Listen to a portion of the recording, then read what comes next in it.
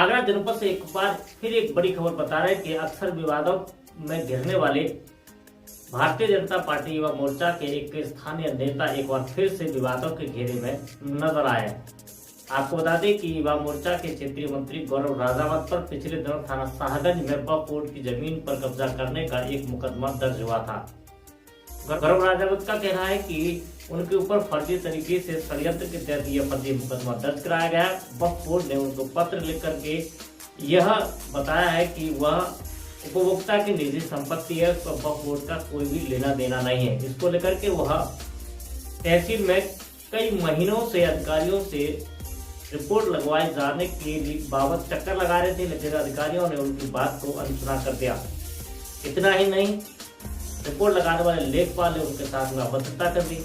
अभद्रता की जानकारी कार्यकर्ता को हुई तो गौरव राजावत सहित युवा मोर्चा के दर्जनों कार्यकर्ता आगरा की सदर तहसील में तहसीलदार कार्यालय के सामने धरने पर बैठ गए। धरने पर बैठने के बाद में अधिकारी हड़कंप मच गया। हालांकि यह पूरा मामला तहसीलदार के सामने घटित हुआ था और इसको लेकर के उन्होंने अपनी आपत्ति एसडीएम सदर के सामने भी दर्ज करा दी है। उनका कहना है कि उत्तर प्रदेश की योगी सरकार है, इसलिए वो अपनी बात कहने के लिए बैठे हैं, वो कोई भी धरना नहीं दे रहे हैं। हालांकि उनके द्वारा दिए गए बयान में उनका दर्द साफ झलकता हुआ दिखाई दिया है कि जब उनके साथ में इस प्रकार का व्यवहार आगरा के अधिकारियों का है तो आम जनमानस के साथ में कैसा होता होगा।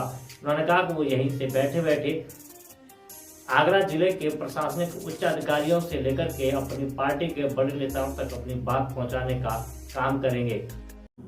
आज आप तहसील में धरने पर बैठे हैं, क्या है पूरा मामला, क्या है जानकारी? धरने पर अपनी सरकार में नहीं बैठा योगी जी का उत्तर प्रदेश, यहाँ धरना देने की आवश्यकता नहीं है।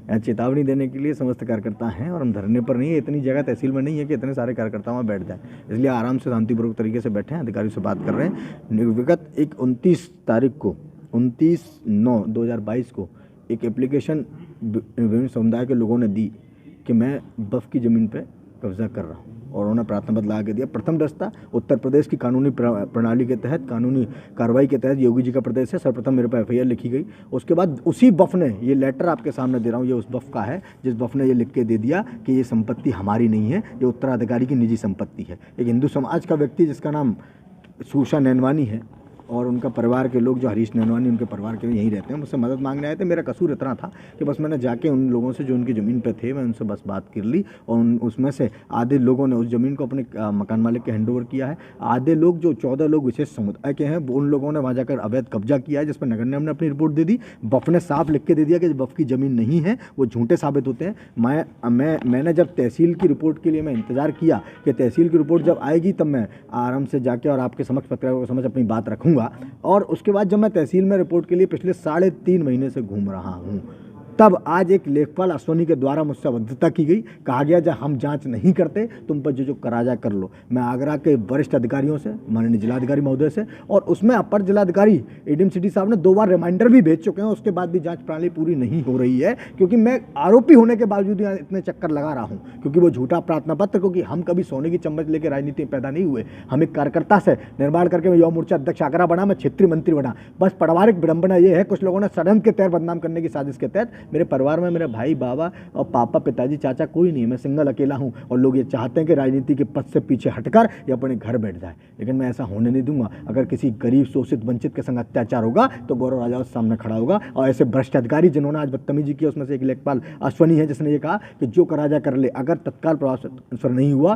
तत्काल प्रभाव से कार्रवाई अधिकारियों ने नहीं की तो संबंधित में बैठ के अपनी बात को विशेष तौर पर यहीं बैठा बैठा अपने संगठन तक, अपने अधिकारी तक, अपने नेतृत्व तक पहुंचाने का काम करें। आपने भी किसी आला अधिकारी से शिकायत? मौके पर थे, तहसीलदार मौके पर थे, तहसीलदार के सामने बात हुई है। तहसीलदार साहब ने इसको स्वीकार किया है कि उनके सामने बदतमीजी की गई है। मैंने एसडीएम साहब को रोक के कहा है, मैंने उनसे क्षमा याचना की रोकने के बाद, क्योंकि एक अधिकारी है, हम उनको सम्मान करते हैं। मैंने क्षमा याचना की, मैंने कहा सर मैं आपसे क्षमा मांगता हूँ, आपको रास्ते में रोक रहा हूँ, लेकिन इस तरह से अगर कार्यकर्ता के संग होगा तो कार्यकर्ता संगठन की रीढ़ की हड्डी है, कार्यकर्ता हमारी जान है, हमारी शान है। मैं कार्यकर्ता हूँ, अगर उसके साथ ऐसा होगा तो मैं चुप नहीं बैठूंगा। मैं माननीय मुख्यमंत्री से निवेदन करना चाहता हूँ कि इन अधिकारियों की अगर गलती है तो इनको सजा, और अगर मेरी गलती है, मैं इसमें दोषी पाया जाऊँ तो मुझे सजा। मेरा बस यही आग्रह है।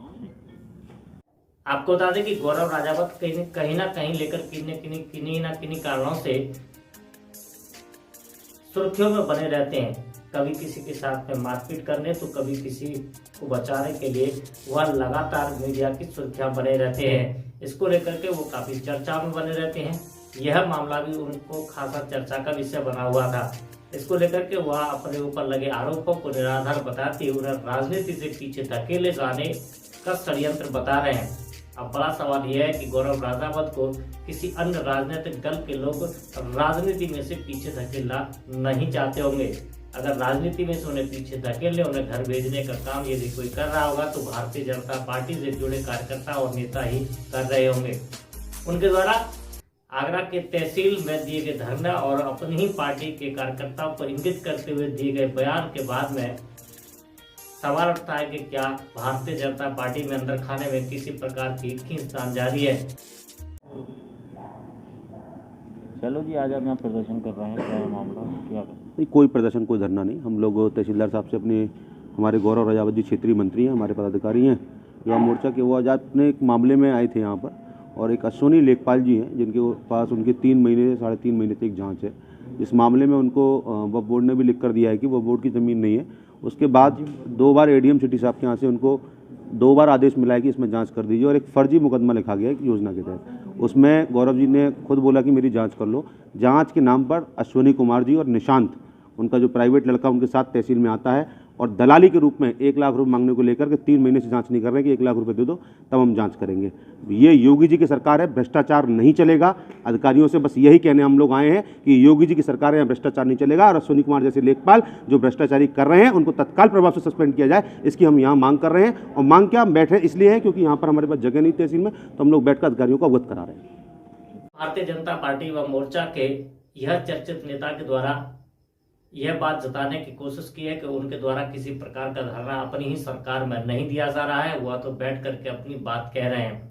लेकिन इस प्रकार से कार्यकर्ताओं की बड़ी संख्या लेकर के तहसील प्रांगण में बैठे जाने और अधिकारियों तक अपनी बात पहुंचा जाने को लेकर के की गई कार्रवाई एक बार फिर सुर्खियों में चर्चा का विषय बनी हुई है।